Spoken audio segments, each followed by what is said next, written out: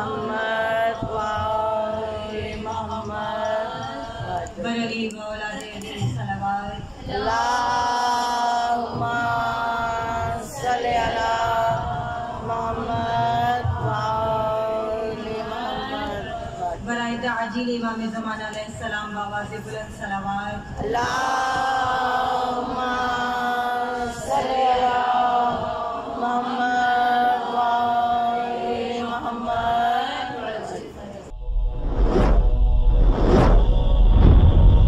اذا زلزلت الارض زمین محشر عظماست از این حال زمین لرزه به دلهاست چه شوریست چه غوغاست اعوذ باللہ من الشیطان الرجیم بسم اللہ الرحمن الرحیم الحمد للہ رب العالمین والصلاة والسلام علی اشرف الانبیاء والمرسلین وخاتم النبیین وشفیع المذنبین سیدنا نبینا شفیع ذنوبنا حبیب قلوبنا مولانا ابی القاسم محمد اللہم صلی علی محمد وآل محمد وعلى أهل بيته الطيبين الطاهرين المعصومين المظلومين إنما يريد الله ليذهب عنكم الرجس أهل البيت ويطهركم تطهيرا اللہم صلی علی محمد وآل محمد متوجہ برائے دعائے سلامتی امام زمانہ علیہ السلام بسم اللہ الرحمن الرحیم اللہم کل ولیک حجت ابن حسن صلواتک علیہ وعلی آبائہ فی هذه الساعة وفی کل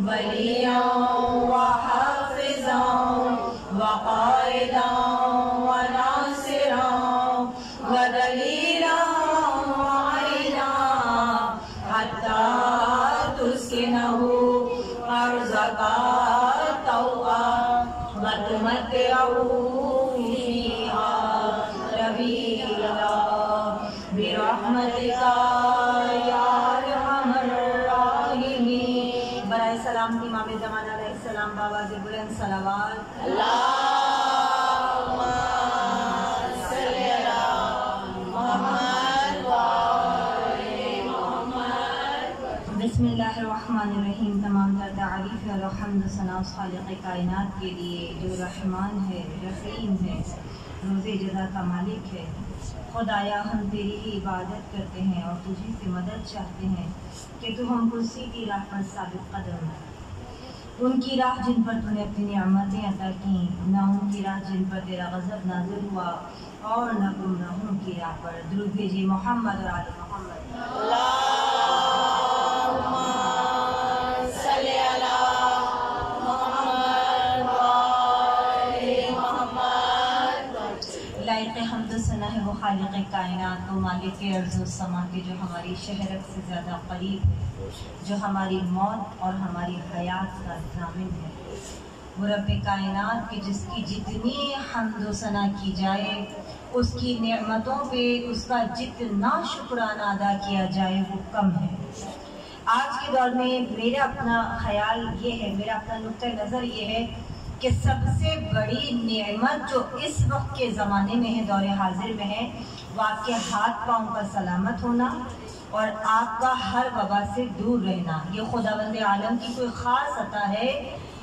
کہ جو مولا کے عزادار ان چیزوں سے محفوظ ہیں اور پروردگار عالم اس فرش عزا کے صدقے سے تمام شیعان حیدر کرار کو جہاں کہیں بھی ہیں اپنی حفظ و امان میں رکھنا ہر وبا سے محفوظ رکھنا میرے معبود اور اس فرش اعضا کا واسطہ کہ جلد سے جلد اس وبا کا خاتمہ فرما آج شب جمعہ ہے دعاؤں کی مستجابی کا دن ہے فقط زبان سے نہیں اپنے دل سے دعا کیجیے گا اس لیے کہ اس فرش عزا سے افضل ترین عبادت اس وقت اور کوئی نہیں ہے۔ یقیناً آپ سب اپنے گھروں سے نماز پڑھ کے آئے ہوں گے، باوضو بھی ہوں گے، تو اس وقت جو آپ عبادت انجام دے رہے ہیں نا، یہ سوچ کر انجام دیجیے کہ آپ کے ساتھ وقت کے امام موجود ہیں، آپ کے ساتھ شہزادی کونین موجود ہیں، آپ کو ان تمام ہستیوں کے سائے میں بیٹھنے کی سعادت ملی ہے۔ یہ سعادت کسی اور کو نہیں ملتی، یہ سعادت مولا کے عزاداروں کو ملتی ہے کہ ہمارا ایمان ہے کہ جب ہم فرش عزا کو بچھاتے ہیں تو شہزادی کونین تشریف لاتے ہیں۔ یہ ہمارا ایمان ہے کہ جب ہم فرش عزا کو بچھاتے ہیں تو وقت کے امام تشریف لاتے ہیں اپنے جد کا پرسہ لینے کے لیے۔ تو خوشا نصیب آپ مومنات کا کہ آپ اپنے وقت کے امام کے سائے میں شہزادی کے جلو میں بیٹھ کر اپنے مولا کی عزاداری کر رہی ہیں۔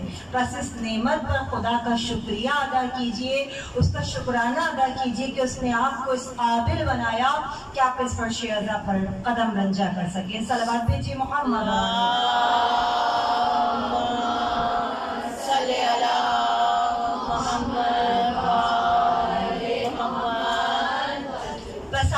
جمعہ ہے۔ آج یقیناً ہمیں گفتگو کرنی ہے نبوت اور امامت کے اوپر، لیکن مختصراً بتاتی چلوں ان بچیوں کے لیے کہ آج کے عصر کے بعد سے لے کر جمعے کی مغرب تک یہ وقت امام وقت سے منسوب ہے۔ یہ خاص وقت ہے، اس لیے میں نے کچھ دیر کے لیے اپنے موضوع سے ہٹوں گی اور میں اس کی فضیلت ضرور بچیوں کے لیے بیان کروں گی کہ ان اوقات کو اپنے ہاتھوں سے جانے مت دیجیے گا، کیونکہ آپ کو پھر آئندہ ہفتے کا انتظار کرنا پڑے گا۔ یہ دن جو امام سے منسوب ہے جمعۃ المبارک کا دن، وہ آج عصر کے بعد سے اس کا آغاز شروع ہو جاتا ہے۔ آپ نے کیا کرنا ہے، ہم دیکھیے ایک چھوٹی سی دنیا کی مثال دیتی ہوں۔ آپ میں سے اگر کسی کا عزیز بیرون ملک میں ہے، جیسا کہ آج کل حالات چل رہے ہیں، آپ کو پتہ ہے ویزے نہیں مل رہے، پیارے ہمارے کئی سالوں سے دوسرے ممالک میں ہیں، آنا چاہ رہے ہیں لیکن آ نہیں پا رہے کہ تمام چیزیں بند ہوئی ہوئی ہیں، سب جانتے ہیں۔ اگر کسی کا بھائی، بیٹا، شوہر دوسرے ملک میں ہے تو وہ ایک لمحے کے لیے شاید اس تکلیف کو محسوس کر سکیں۔ حالانکہ بہت جدید زمانہ ہے، واٹس ایپ ہے، ویڈیو کال کر سکتے ہیں، اسکائپ ہے، سب کچھ رابطے میں ہے، لیکن ایک جو فزیکلی وہ موجود نہیں ہے ہمارے پاس، تو ہم اس تکلیف کو بہت محسوس کرتے ہیں۔ اب ایک لمحے کے لیے سوچیے گا کہ جو ہمارا عزیز موجود ہے، جس سے ہم روز بات بھی کر رہے ہیں، جس کو ہم دیکھ بھی رہے ہیں، لیکن وہ ہمارے پاس فزیکلی جسمانی طور پہ آ نہیں پا رہا، تو ہم کتنا کرب محسوس کر رہے ہیں، کتنی تکلیف محسوس کر رہے ہیں۔ کتنی مومنات ہیں جنہوں نے مجھے میسیجز کیے کہ جناب 4 سال ہو گئے، 3 سال ہو گئے، ہمارے ہسبینڈ وہاں پھنسے ہوئے ہیں، ویزا نہیں مل رہا، ہمارے والد صاحب نہیں آ پا رہے، کوئی کہہ رہے ہمارا بھائی، ہم شکل دیکھنے کو ترس گئے، آپ دعا کروائیے گا کہ وہ وطن واپس آ جائیں۔ تو اس لیے میں نے اس ٹاپک کو یہاں پہ اس مثال کو لیا۔ تو آپ دیکھیے روز بات بھی کر رہے ہیں، ویڈیو کال پہ بھی چہرہ دیکھ رہے ہیں، سب کچھ کر رہے ہیں، لیکن تسلی نہیں ہو پا رہی۔ تو وہ جو دور پردے غیبت میں بیٹھا ہے، جسے ہم دیکھ بھی نہیں سکتے، جو فقط ہماری آواز کو سن رہا ہے، تڑپ کو بھی دیکھ رہا ہے کہ ہم تڑپ رہے ہیں، جو خود کہہ رہا ہے کہ میں یہ نہیں کہتا کہ مجھے پیار نہیں ہے، فریاد تمہاری کوئی بیکار نہیں ہے، سنتا ہوں تڑپتا ہوں پر مجبور ہوں میں بھی، آنے سے اگرچہ مجھے انکار نہیں ہے، میں آج ہی آ جاؤں مجھے آر نہیں ہے، پر کیا کروں لشکر میرا تیار نہیں۔ اتنے ماشاءاللہ مولا کے عزادار سڑکوں پر جلوس میں نظر آتے ہیں، مگر اب تک مولا کو 313 ناصر نہیں مل سکتے۔ یہ لمحہ فکر نہیں تو اور کیا ہے، جو میں نے پہلی مجلس میں کہا تھا کہ خالص ہو جائیے، پیور ہو جائیے۔ جب تک معرفت حاصل نہیں ہوگی، خالص نہیں ہوں گے، اس وقت تک اعمال قبول نہیں ہوں گے۔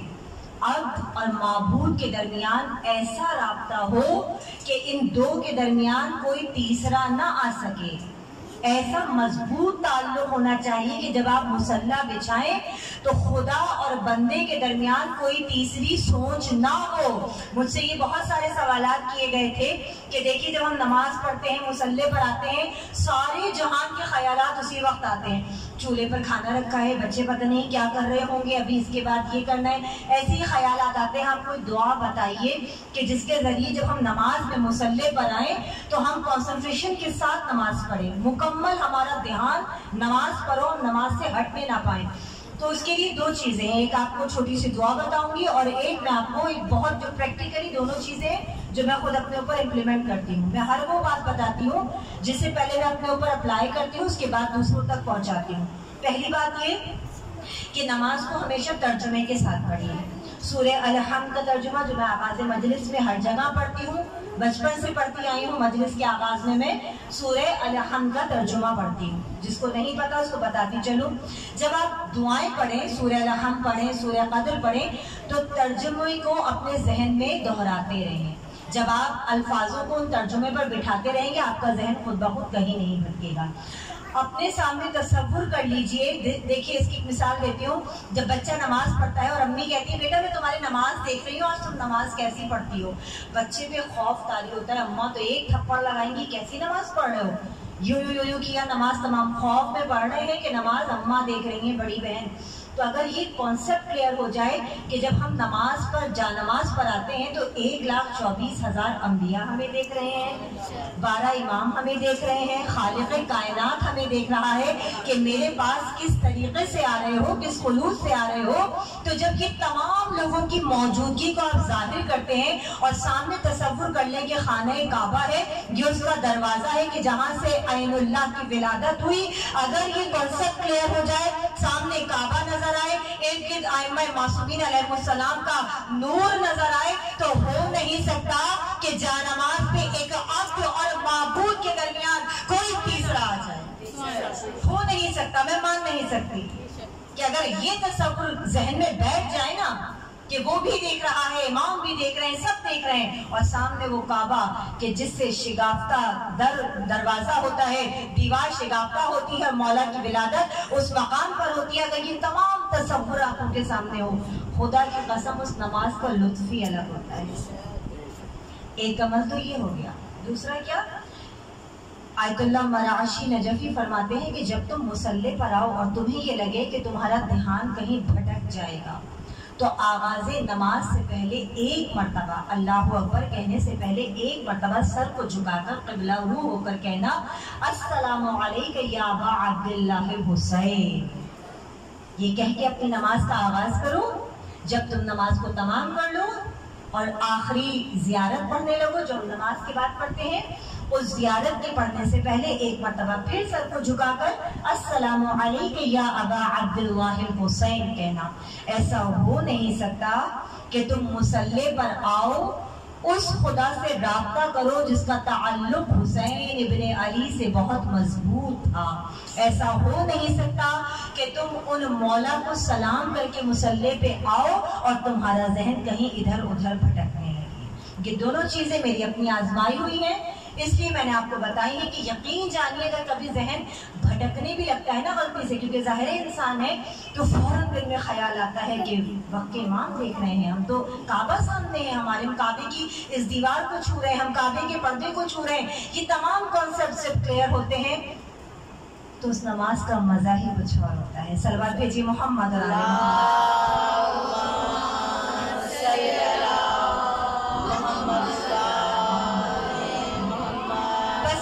جمعہ ہے، آپ نے امام کی آمد کے لیے راہیں ہموار کرنی ہے۔ کیا کرنی ہے؟ میں نے گزشتہ سال کسی مجلس میں، اپنے ہی ایریے کی کسی مجلس میں، یا تو 13 محرم کو کہیں پڑھا تھا یونائٹڈ کارنر میں، مجھے ابھی بہت زیادہ ٹھیک سے یاد نہیں آ رہا۔ میں نے 4 اعمال بتائے تھے شب جمعہ کے، کہ جو امام سے اپنے رابطے کو مضبوط کرنے کے اعمال تھے، ان اعمال کو ضرور انجام دیجیے، جس میں دعائے عہد تھی، جس میں زیارت وارثہ تھی، جس میں نماز امام زمانہ علیہ السلام تھی، کہ آپ نے یہ چیزیں ضرور پڑھنی ہیں۔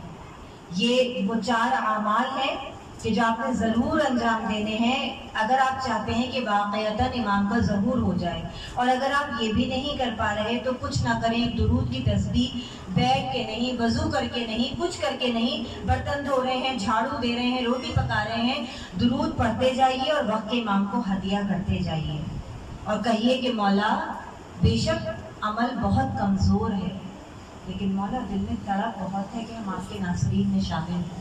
اور میری ایک چھوٹی سی گزارش ہے، جب ہم ہر سال پڑھتی ہوں یہ بات شاید مومنات بھول جاتی ہیں، جب ہم آخری زیارت پڑھتے ہیں امام زمانہ علیہ السلام کی تو ہم عجل اللہ تعالی فرجک پہ آمین کہتے ہیں، سب پہ آمین کہتے ہیں، لیکن جو خاص دعا ہم اپنے لیے کرتے ہیں وجعلنا من انصارک وعوانک، ہم اس پہ آمین کہنا بھول جاتے ہیں۔ اس کا مطلب کیا ہے؟ پروردگارہ ہمیں امام کے آوان میں، ان کے ناصرین میں شامل فرما۔ اور میں اسی لیے بلند آواز سے الہی آمین 3 دفعہ کہتی ہوں کہ بچیوں کو پتہ چلے اور وہ مجھ سے سوال کریں کہ آپ نے اس پہ آمین کیوں بولا ہے، تاکہ میں بتاؤں ان کو۔ تو آج میں نے ممبر پہ ہی بتا دیا، اس پیغام کو سب جگہ پھیلائیے گا۔ جہاں جہاں مجلس میں آپ زیارت میں دیکھیں کہ 2 چیزوں پہ آمین کہا گیا ہے، یہ ضرور کیجیے گا۔ تو بس امام کی آمد کے لیے راہیں ہموار کریں، بڑوں کا احترام کریں، چھوٹوں سے محبت کریں۔ اور آیت اللہ مراشی نجفی فرماتے ہیں کہ سب سے زیادہ جس چیز کی تاکید امام نے خواب میں آیت اللہ مراشی نجفی کو فرمائی تھی وہ تھی تلاوت قرآن کی۔ امام نے آپ کے خواب میں آپ کو آگے حکم دیا تھا، بشارت دی تھی کہ میرے چاہنے والوں تک یہ پیغام پہنچا دیں کہ میری غیبت کے زمانے میں جتنا ہو سکے کثرت کے ساتھ قرآن سے تعلق کو مضبوط کریں۔ تو میری آپ سب سے گزارش ہے، بچیاں بیٹھی ہیں، مائیں بیٹھی ہیں، کہ اپنے بچوں کو قرآن دوستی کرنا سکھائیے، قرآن کی جانب لے کے جائیے، قرآن کا ترجمہ اور تفسیر پڑھائیے، کیونکہ قرآن ہماری زبان میں نہیں ہے، عربی ہماری زبان نہیں ہے۔ ایسا ہے یا نہیں؟ ہمیں نہیں پتا قرآن میں کیا لکھا ہے۔ آپ اس کا ترجمہ بچوں سے کہیے، 3 لائنیں پڑھ لیں، 4 لائنیں پڑھ لیں، ایک الگ ہی لطف آتا ہے۔ اس کی تفسیر سائٹ پہ لکھی ہوتی ہے، سب سے بیسٹ ہمارے یہاں سید فرمان علی کی سمجھی جاتی ہے اور سید مقبول حسین کی۔ ان کا ترجمہ اور تفسیر بچوں کو لائیے تو اس جانب، اور یہ کب ہوگا؟ جب مائیں خود اس کا امپلیمنٹ اپنے اوپر کریں گی۔ آپ خود قرآن نہ پڑھے اور بچوں سے کہیں بیٹھ کے قرآن پڑھو، کہے گا اماں آپ تو پڑھنے رہی، صبح سے شام تک موبائل میں لگی رہتی ہے۔ تو جب تک آپ خود اپنے اوپر عمل نہیں کریں گے بچے کو نہیں کہہ سکتے۔ تو یہ چھوٹی چھوٹی میری گزارشات تھی۔ امام کی آمد کے لیے راہوں کو ہموار کیجیے، ان اعمال کو انجام دیجیے، یہ ہماری شرعی ذمہ داریاں ہیں۔ اگر واقعتاً چاہتے ہیں کہ اس پرآشوب زمانے میں کہ جہاں قدم قدم پر خطرہ ہے، خوف کی کیفیت ہے، ہم نکلتے تو ہیں گھر سے لیکن ہاتھ ملاتے ہوئے ڈرتے ہیں۔ کوئی ہاتھ بڑھائے تو ہم ہاتھ کھینچ لیتے ہیں کہ ملائیں یا نہیں ملائیں، لاکھ ہینڈ سینیٹائز ہو، سب کچھ ہو، ماسک لگا ہوا ہو، لیکن ایک انجانا سا خوف ہوتا ہے۔ تو ایسے میں کیا ہمارے وارث کو نہیں آ جانا چاہیے؟ کیا نہیں دل چاہتا کہ ہم سکون والی زندگی گزاریں؟ ایسی زندگی جس میں بے فکری ہو، آرام ہو، نعمتیں ہی نعمتیں ہوں۔ تو بلائیے الحجر یا امام کہہ کر، زبان سے نہیں، دل سے نہیں، دل سے نہیں، عمل سے بلائیے کہ مولا ہم آپ کی آمد کے لیے راہیں ہموار کریں گے۔ مولا ہم زبانی نہیں کہیں گے آ جائیے آ جائیے، انشاءاللہ مولا آج ہم اس فرش رضا پر عہد کر کے جاتے ہیں کہ ہم وہ اعمال انجام دیں گے۔ سب سے زیادہ درگزر کرنے کی کوشش کیجیے، ایک دوسرے کی باتوں کو درگزر کیا کریں، اپنے دل کو وسیع کیجیے۔ 4 برتن ایک جگہ ہوتے ہیں، کھٹکتے ہیں یقیناً، لیکن جب تک درگزر نہیں کریں گے زندگی تنگ ہوتی چلی جائے گی۔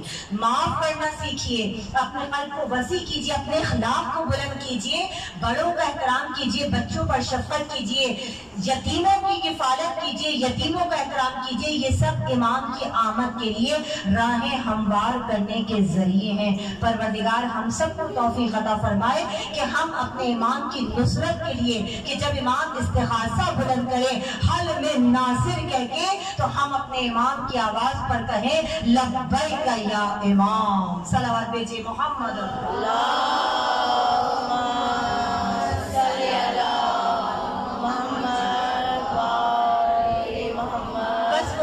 کریم رب کے جس نے ہماری ہدایت کے لیے 1,24,000 انبیاء بھیجے، ہمارے پہلے نبی حضرت آدم علیہ السلام اور آخری خاتم النبیین کہ جن پر ختم نبوت ہوتا ہے۔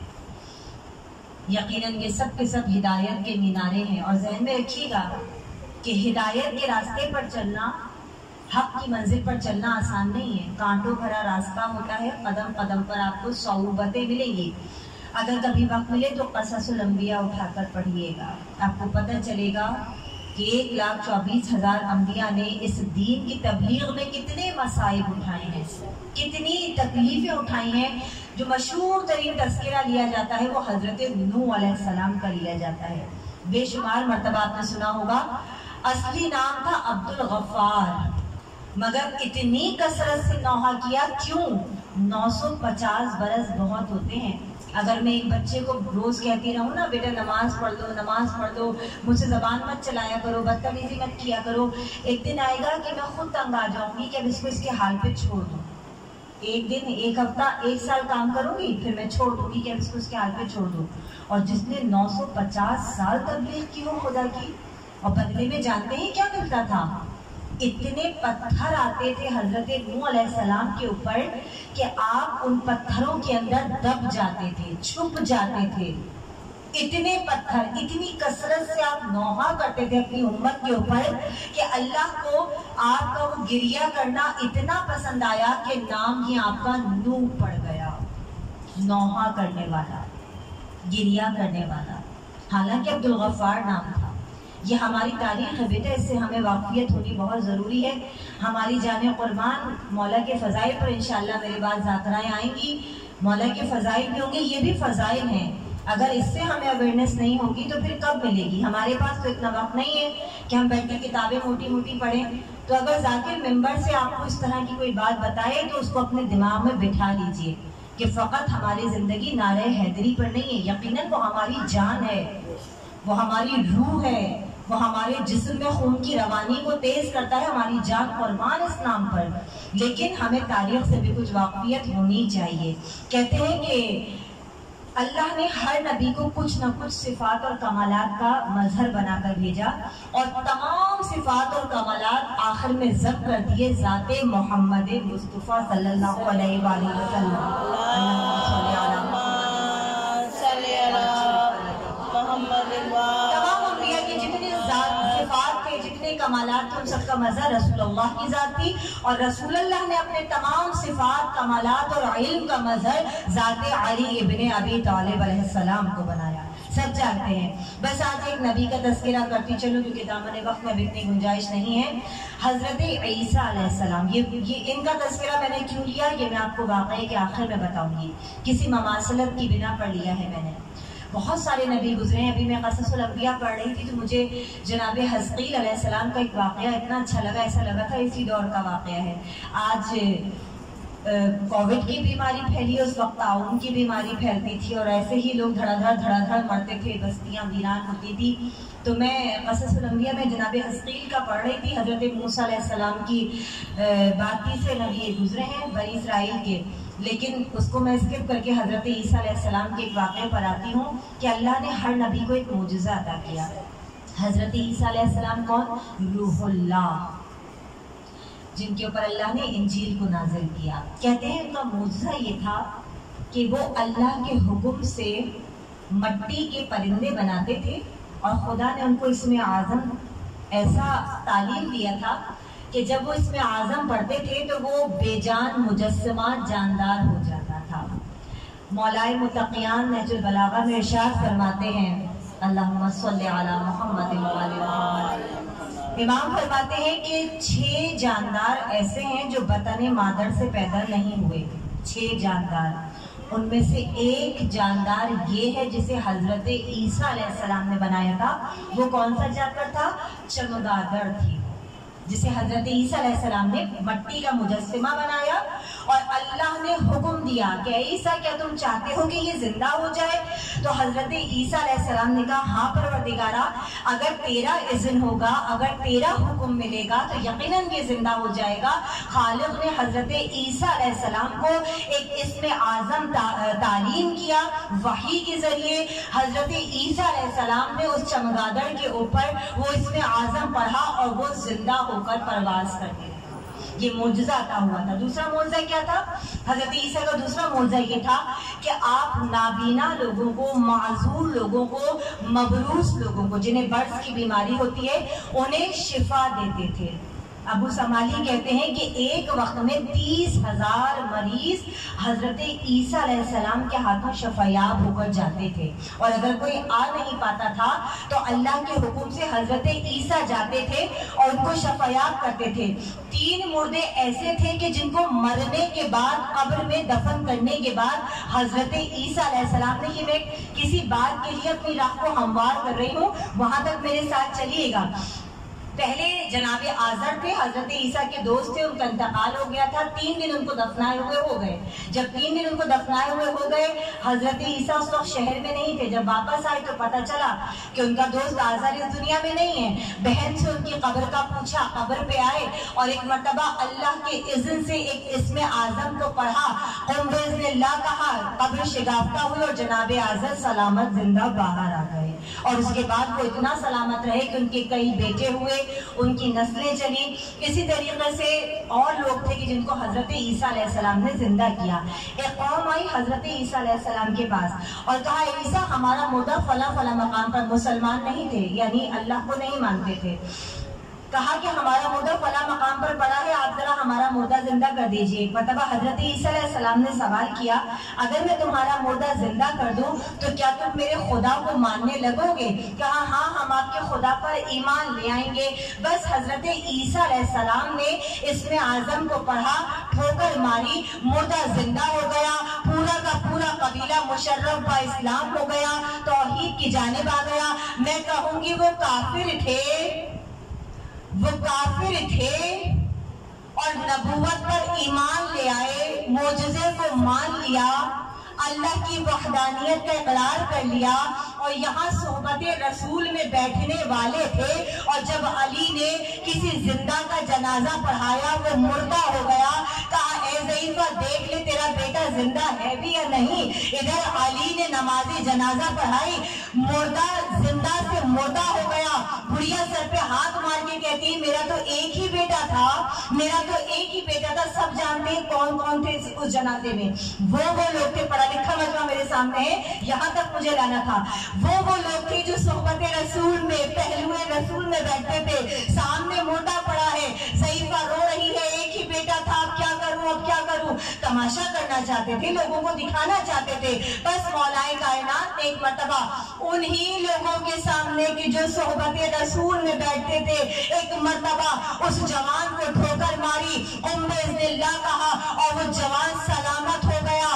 وہ کافر تھے، عیسیٰ کی نبوت پر، عیسیٰ کے معجزے پر ایمان لے آئے، یہ صحبت رسول میں بیٹھنے والے تھے، اور علی کی ولایت پر ایمان نہ لے کر آئے۔ کہتے ہیں کہ نہیں، یہ غلط تھا، کب بشر واقف اسرار جلی بنتا ہے، یہ کیا جانے علی کیا ہے، میرا مولا کیا ہے، کب بشر واقف اسرار جلی بنتا ہے۔ مردہ ٹھوکر سے جلائے تو ولی بنتا ہے، اور کوئی انسان شب ہجرت بڑے آرام کے ساتھ، کوئی انسان شب ہجرت بڑے آرام کے ساتھ بستر موت پہ سوئے تو علی بنتا ہے۔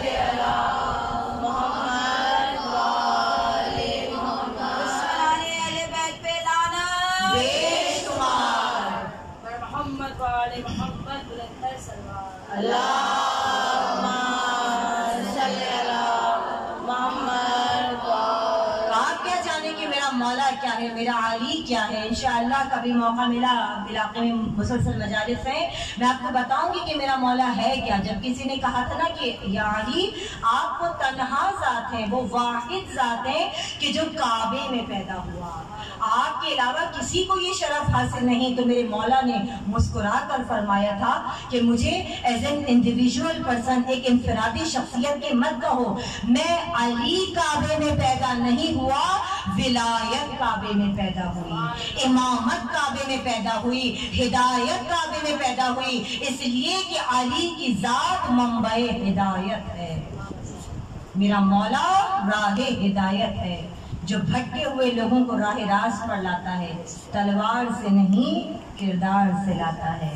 तो बस ऐ मुबल्लिग़ हुसैन, अपने किरदार को ऐसा कर लीजिए कि आपके किरदार से लोग आपके मजहब की जानिब आना शुरू हो जाएं। हुसैनी पैगाम को दुनिया तक पहुंचाइए। कैसे पहुंचाना है? ज़बान से नहीं। ज़बान इतना असर नहीं करती जितना अमल करता है। बस मसाइब का आगाज़ करूँगी बड़ी खूबसूरत चीज़ के साथ। कल व्हाट्सएप पे मेरे पास एक मैसेज आया, इतना कोई खूबसूरत जुमला था कि कहते हैं ना दिल को लगा, वो किरदार चाहिए। किसी सबील पर, मुझे नहीं पता कि वो सबील कहाँ की है, क्योंकि मेरे पास तो वो बैनर आया है, मैं इंशाल्लाह ग्रुप में शेयर करूँगी उसको, और शायद के इलाके के ग्रुप में ही किसी ने शेयर किया, क्योंकि मेरे पास आजकल इतना वक्त नहीं हो पा रहा कि सारे मैसेजेस देखूं। एक बहुत बड़ा सा पेनाफ्लेक्स लटका हुआ था और उस पर लिखा हुआ है, हर हुर के लिए रास्ता खुला हुआ है। कितना खूबसूरत जुमला है, हर हुर के लिए रास्ता खुला हुआ है। इससे ज्यादा ताकत देने वाला कोई जुमला हो सकता है?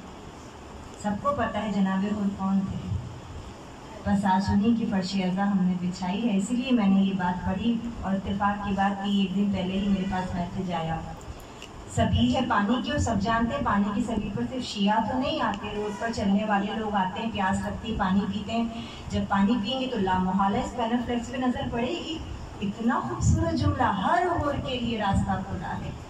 तो ये दर्द मेरे मौला का ऐसा दर है जो कभी किसी के लिए बंद नहीं हुआ।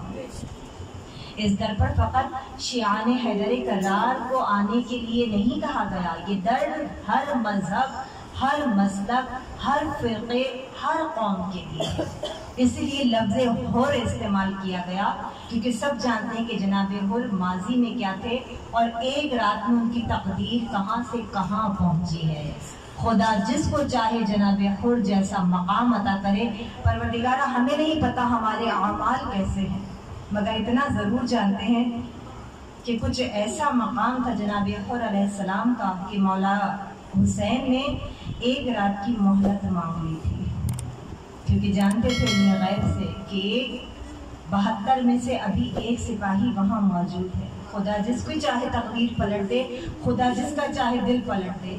तो ये जो जुमला मैंने आपको बताया, इसमें कहीं ज़बान नहीं है, कहीं एक्ट नहीं है, एक साइलेंट मैसेज है जो एक पेनाफ्लेक्स पे लगा हुआ है। तो बस अगर हम कुछ भी नहीं कर सकते तो ऐसे मैसेजेस तो अपनी शख्सियत के ज़रिए कर सकते हैं। कैसे कर सकते हैं? ज़बान से नहीं, अपना अमल करते जाइए। हो सकता है कभी किसी के दिल में मौला की मोहब्बत जाग जाए कि यार ये कैसा शिया है, हम इसके साथ इतना बुरा किए जा रहे हैं और ये हमारे साथ इतना ही अखलाक, उतना ही हम्बल, उतना ही मोहब्बत किए जा रहा है। ज़ब्त की महराज पर ले जाइए अपने आप को, शायद कि कभी कोई आपसे इंस्पायर होकर इस मज़हब में आ जाए। ये होना चाहिए हमारी शख्सियत। हाँ ज़राने मज़दूर करबला, जिस गम का हमें शिद्दत से इंतज़ार होता है, आज उसकी 30 तारीख गुजर गई। शिद्दत से इंतज़ार करते हैं कब मुहर्रम का आगाज़ होगा, कब मुहर्रम शुरू होंगे, कब मौला हमारे घर में मेहमान बनकर आएंगे। और इतनी जल्दी आज 3 दिन भी गुजर गए और पता भी नहीं चला। जिस गम के आने का हम इतना इंतज़ार करते हैं वो बहुत तेज़ी से जाने लगता है, तो ऐसा लगता है कि दिल दुख रहा है, दिल बैठ रहा है, बेचैनी की कैफियत शुरू हो जाती है। जनाबे हुर अलैहिस्सलाम का मनसब जानते हैं, जिस पर अल्लाह का सलाम आया। मेरा सलाम जनाबे हुर की आज़मत के ऊपर। ये वही जनाबे हुर हैं कि जिन्होंने करबला में मज़लूम करबला का रास्ता रोका था। और बाज़ उलमा, बाज़ रिवायात कहती हैं कि लजाम फ़रस में हाथ डाल दिया था कि हुसैन अब आप इससे ज़्यादा आगे नहीं जा सकते। तो एक मरतबा मौला हुसैन ने जनाबे हुर की आंखों में आंखें डालकर कहा था कि ए हुर, मेरा रास्ता ना रोक। कहा नहीं हुसैन, अब आप इसके आगे नहीं जा सकते। तो इमाम ने एक मरतबा कहा था, हुर तेरी माँ तेरे गम में रोए।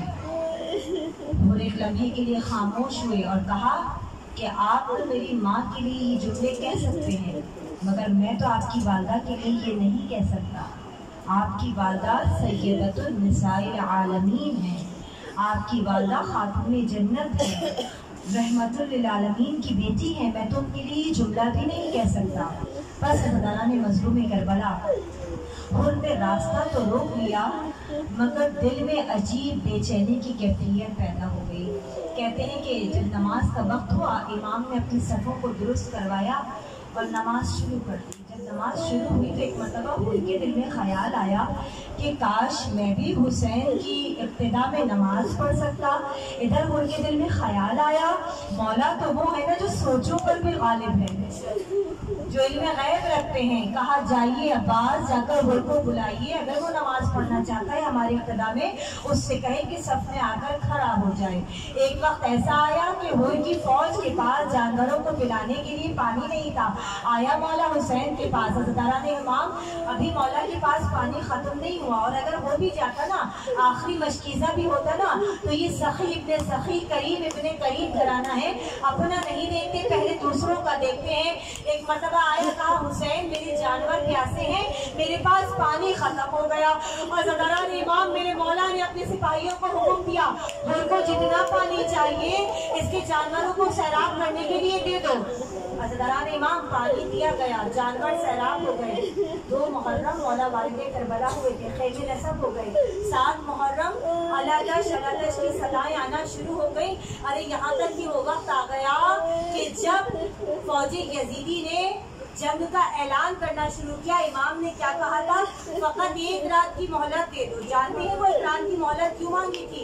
ارے میرا مولا جانتا تھا میرا ایک سپاہی ابھی یزیدی فوج میں ہے، ایسے کیسے جنگ کا آغاز ہو سکتا ہے؟ حضرت مظلوم کربلا، ارے 9 محرم کی رات آ گئی، جناب اور اپنے بیٹے کے ساتھ، اپنے بھائی کے ساتھ، اپنے غلام کے ساتھ خیموں کا چکر لگا رہے ہیں۔ ہر خیمہ حسینی سے ایک ہی صدا آتی ہے، اعلیٰ تاش، اعلیٰ تاش، اعلیٰ تاش۔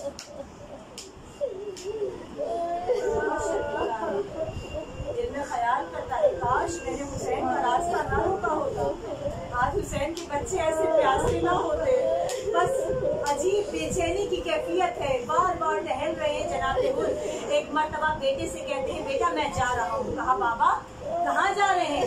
کہا میں نے بہت زندگی گمراہی میں گزار دی، آج میں حق کی جانب جا رہا ہوں۔ کہا بابا کہاں جا رہے ہیں؟ کہا مجھے حسین کا ساتھ دینا ہے، اگر میں حسین کا راستہ نہ روکتا آج حسین کے بچے ایسے پیاسے بلکتا رہے ہوتے کہ سب کچھ میری وجہ سے ہوا ہے۔ اللہ جانے حسین ابن علی مجھے معاف بھی کریں گے یا نہیں کریں گے۔ حضرت امام ایک مرتبہ بیٹے سے کہا بیٹا میرے دونوں ہاتھ باندھ،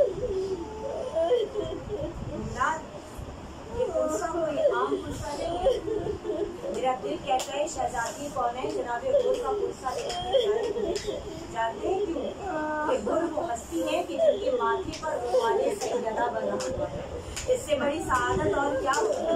تو شہزادی ہم بے شک بہت گناہگار ہیں، بہت خطا کار ہیں، مگر بی بی ہم آپ کی شفاعت کے خواہش مند ہیں۔ ہم یہ دعا کرتے ہیں کہ بی بی ہمارے لاکھ گناہ ہوں لیکن بی بی ہماری بھی شفیع بن جائیے گا، جس طرح جناب ان کی شفاعت کروائی تھی آپ نے۔ بس زدہ ایک مرتبہ بیٹے سے ہاتھوں کو بندھوایا جناب حر نے اور کہا کہ بیٹا گھٹنیوں کے بل چل کے جاؤں گا جیسے کوئی مجرم جاتا ہے۔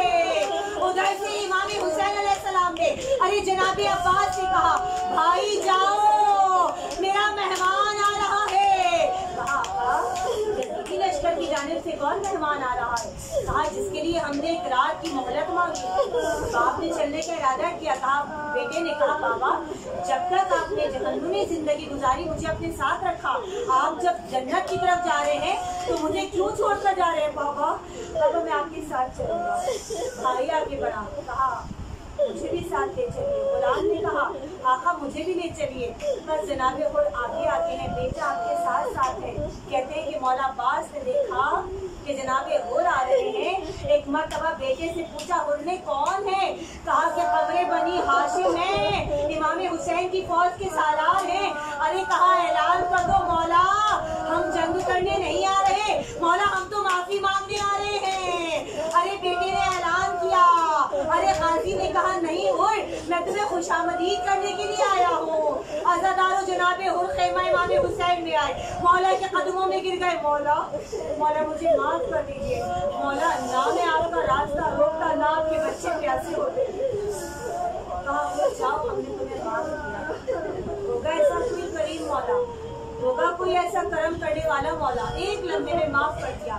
کہا مولا میں آپ کی بہنوں سے معافی مانگنا چاہتا ہوں مولا کہ میری وجہ سے آج ان کے بھائی مصیبت میں گرفتار ہوئے۔ عزاداران امام جب صبح کا آغاز ہو نا طبلِ جنگ بجا تو ایک مرتبہ جناب حر نے کہا مولا میں بھی آپ کے انصار میں شامل ہونا چاہتا ہوں۔ ایک مرتبہ بیٹے نے کہا بابا پہلے مجھے جنگ کی اجازت دلوائیے آقا حسین سے۔ عزاداران امام قصاصوں کو بند کیجیے گا۔ ایک مرتبہ جناب حر نے کڑیا جوان بیٹے کو تیار کیا، گھوڑے پر بٹھایا، ارے بیٹا میدان جنگ میں آیا، جب زخموں کی تاب نہ لاتے ہوئے گرنے لگا، آواز دی بابا مدد کے لیے آئیے۔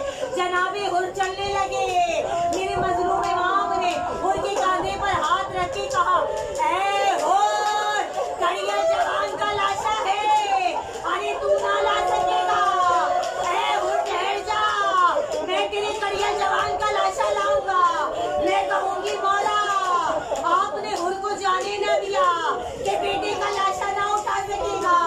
مولا بتائیے جب اکبر نے آپ کو پکارا تھا مولا کیسے لاشیں بن گئے تھے؟ ہاں عزادارو، ارے راوی کہتا ہے گھٹنیوں کے بل چل کے میرا مولا آیا تھا اور کہتا ہوا آیا تھا اکبر بابا کی بینائی چلی گئی بیٹا، اے زمین کربل بتا دے میرا اکبر کہاں ہے؟ بس عزادارو ایسے ہی جب جناب حر کا وقت آیا، ارے مولا حر کی امداد کے لیے آئے، ارے شہزادی سیدہ کا رومال حر کے ماتھے پر باندھا، کہا اے حر میری ماں زہرا تجھے سیراب کریں گی۔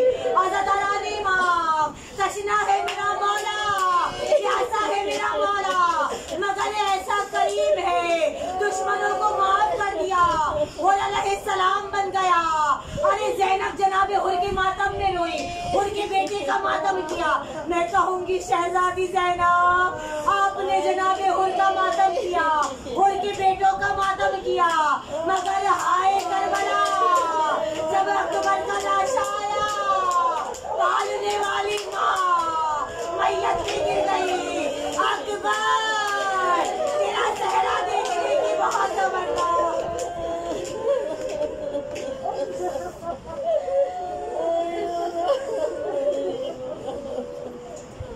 لعنت اللہ علی قوم الظالمین وسيعلم الذين ظلموا إلى منقلب ينقلبون اللهم لا تقلق الحسين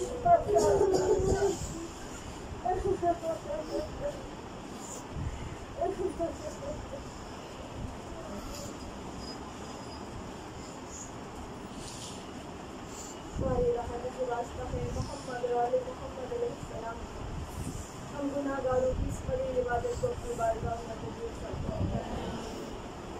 ہماری رحمت کے واسطہ ہے بیماری کربلا اور بیماری مدینہ کا، ان مومنین مومنات جو بیمار ہیں ان کو جلد سے شفائے کاملہ عطا فرما۔ پروردگارہ کے واسطہ ہے شہزادہ اکبر کی جوانی کا، تمام بہنوں کے بھائی تمام ماں کو کلیہ جماعت سلامت ہے۔ ہماری رحمت کے واسطہ ہے کربلا کی ماں کا، مجھے واسطہ ہے شہزادی ام رما کی وجود گود کا، ہر ماں کی گود کو آباد رکھنا، اور جو بے اولاد مومنین ہم کو جلد سے جلد کو سوال والا عطا فرما۔ پروردگارہ کی چادر زینب کا واسطہ، ہر بیوی کی چادر کا محافظ سلامت رہے، اور جو بے پردہ خواتین ہیں چادر زینب کے صدقے سے پردہ کرنے کی توفیق عطا فرما۔ پروردگارہ کے واسطہ ہے فرش عطا کا، تمام شیعان حیدر کرار جہاں پر ہیں ان سب کو اپنے حفظ و امان میں رکھنا، ان سب کی جائز حاجات کو اپنی بارگاہ میں قبول فرمانا۔ پروردگارہ کل مومنین مومنات جو مقامات مقدسہ کی زیارت کے خواہشمند ہیں ان کو جلد سے جلد زیارات نصیب فرما، قائم آل محمد کے ظہور میں تعجیل فرما، اور ہمارا شمار امام کے ناصرین و مددگار میں فرما۔ ربنا تقبل منا انک انت السمیع العلیم برحمتک یا ارحم الراحمین۔ اللہم صل علی محمد محمد وعجل فرجهم. ما كان